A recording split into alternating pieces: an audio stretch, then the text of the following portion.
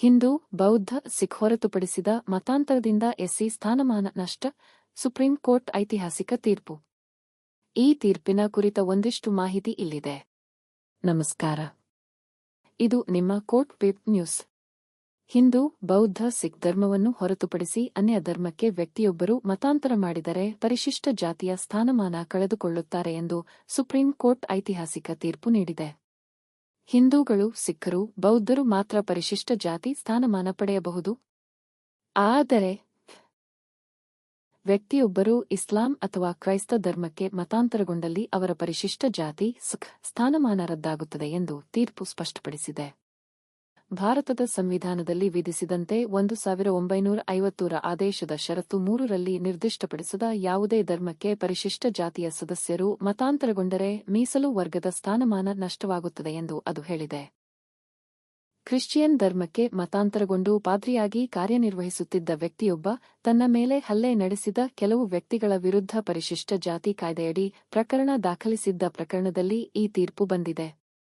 Christian ಧರ್ಮ ಸೇರಿದಂತೆ ನಿರ್ದಿಷ್ಟಪಡಿಸದ ಯಾವುದೇ ಇತರ ಧರ್ಮಕ್ಕೆ ಮತಾಂತರಗೊಂಡ ವ್ಯಕ್ತಿಯು ಪರಿಶಿಷ್ಟ ಜಾತಿ ಸಮುದಾಯದ ಸದಸ್ಯರಿಗೆ ಸವಲತ್ತುಗಳನ್ನು ಪಡೆಯಲು ಸಾಧ್ಯವಿಲ್ಲ. ನ್ಯಾಯಮೂರ್ತಿ ಪಿ.ಕೆ. ಮಿಶ್ರಾ ನೇತೃತ್ವದ ಪೀಠವು 1950ರ ಸಂವಿಧಾನ ಆದೇಶದ ಷರತ್ತು 3 ಉಲ್ಲೇಖಿಸಿ ಹಿಂದೂ ಧರ್ಮಕ್ಕಿಂತ ಭಿನ್ನವಾದ ಧರ್ಮವನ್ನು ಪ್ರತಿಪಾದಿಸುವ ಯಾವುದೇ ವ್ಯಕ್ತಿಯನ್ನು ಪರಿಶಿಷ್ಟ ಜಾತಿಯ ಸದಸ್ಯ ಎಂದು ಪರಿಗಣಿಸಲಾಗುವುದಿಲ್ಲ ಎಂದು ಆದೇಶಿಸುತ್ತದೆ. ಈ ಷರತ್ತಿನ ಅಡಿಯಲ್ಲಿರುವ ನಿರ್ಬಂಧವು ಸಂಪೂರ್ಣವಾಗಿದೆ ಎಂದು ನ್ಯಾಯಾಲಯ ಹೇಳಿದೆ. ತೀರ್ಪಿನ ಪ್ರಮುಖ ಅಂಶಗಳು: ಸ್ವಯಂಚಾಲಿತ ರದ್ದು. ಹಿಂದೂ, ಸಿಖ್ ಅಥವಾ ಬೌದ್ಧ ಧರ್ಮವನ್ನು ಹೊರತುಪಡಿಸಿ ಬೇರೆ ಧರ್ಮಕ್ಕೆ ಮತಾಂತರವಾದರೆ ಪರಿಶಿಷ್ಟ ಜಾತಿ ಸ್ಥಾನಮಾನ ಸ್ವಯಂಚಾಲಿತವಾಗಿ ರದ್ದಾಗುತ್ತದೆ. ಪೂರ್ಣ ನಿರ್ಬಂಧ. ವ್ಯಕ್ತಿ ಮೂಲತಃ ಪರಿಶಿಷ್ಟ ಜಾತಿ ಸಮುದಾಯಕ್ಕೆ ಸೇರಿದವರಾಗಿದ್ದರೂ ಯಾವುದೇ ವಿನಾಯಿತಿ ಇಲ್ಲ ಎಂದು ನ್ಯಾಯಾಲಯ ಸ್ಪಷ್ಟಪಡಿಸಿದೆ. ಕಾನೂನು ಮಾನ್ಯತೆ. ಮತಾಂತರಗೊಂಡವರು ಪರಿಶಿಷ್ಟ ಜಾತಿ ಕಾಯ್ದೆಯ ಅಡಿಯಲ್ಲಿ ರಕ್ಷಣೆಯನ್ನು ಪಡೆಯಲು ಅರ್ಹರಾಗುವುದಿಲ್ಲ, ಏಕೆಂದರೆ ಅವರು ಮಾನ್ಯತೆ ಪಡೆದ ಸಮುದಾಯಗಳ ಸೌಲಭ್ಯಗಳನ್ನು ಒಂದೇ ಸಮಯದಲ್ಲಿ ಪಡೆದುಕೊಳ್ಳಲು ಸಾಧ್ಯವಿಲ್ಲ. ತೀರ್ಪಿನ ಹಿನ್ನೆಲೆ. ಈ ತೀರ್ಪು ಒಬ್ಬ ಪಾಸ್ಟರ್ ಪಂ ಕಾಯ್ದೆಯ ರಕ್ಷಣೆಯನ್ನು ಕೇಳಿದ ಪ್ರಕರಣದ ಹಿನ್ನೆಲೆಯಲ್ಲಿದೆ. ಈ ತೀರ್ಪು ವಿಶೇಷವಾಗಿ ಮಾತ್ರ ಅನ್ವಯಿಸುತ್ತದೆ.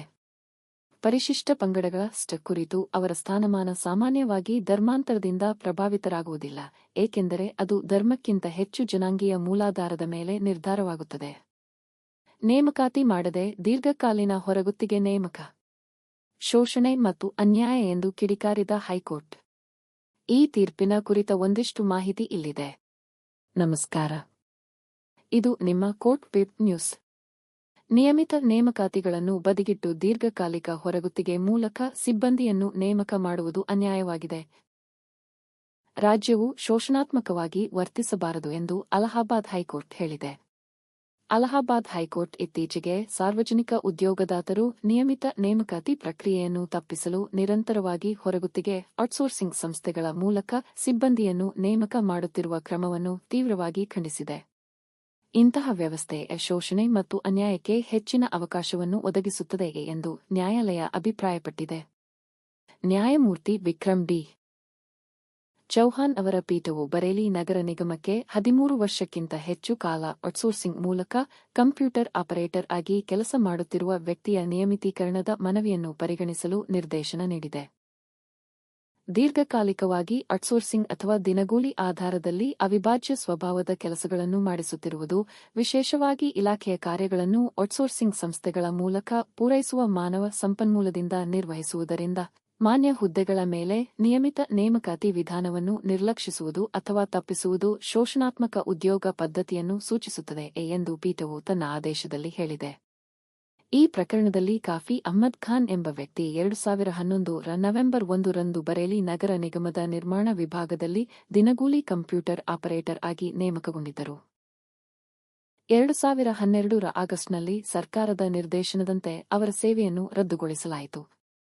ನಂತರ ಅವರ ಸೇವೆಯನ್ನು ನಿಗಮದ ನೋಂದಾಯಿತ ಗುತ್ತಿಗೆದಾರನ ಮೂಲಕ ವರ್ಗಾಯಿಸಲಾಗಿದ್ದು, ಆಗಿನಿಂದ ಅವರು ಒಪ್ಪಂದದ ಆಧಾರದಲ್ಲಿ ಕೆಲಸ ಮಾಡುತ್ತಿದ್ದಾರೆ. 2019ರಲ್ಲಿ ಅವರ ನಿಯಮಿತೀಕರಣದ ಮನವಿಯನ್ನು ಹೈಕೋರ್ಟ್ ಅಧಿಕಾರಿಗಳಿಗೆ ಪರಿಗಣಿಸಲು ಸೂಚಿಸಿತು. ಆದರೆ 2020ರ ಡಿಸೆಂಬರ್ನಲ್ಲಿ ನಗರ ಆಯುಕ್ತರು ಅದನ್ನು ತಿರಸ್ಕರಿಸಿದರು. 2016 ಫೆಬ್ರವರಿ ಸರ್ಕಾರದ ಆದೇಶವನ್ನು ಉಲ್ಲೇಖಿಸಿ 2001 ಡಿಸೆಂಬರ್ 31 ನೇಮಕಗೊಂಡ ದಿನಗೂಲಿ ನೌಕರರಿಗೆ ಮಾತ್ರ ನಿಯಮಿತೀಕರಣ ಸಾಧ್ಯ ಎಂದು ಹೇಳಿದ್ದಾರೆ.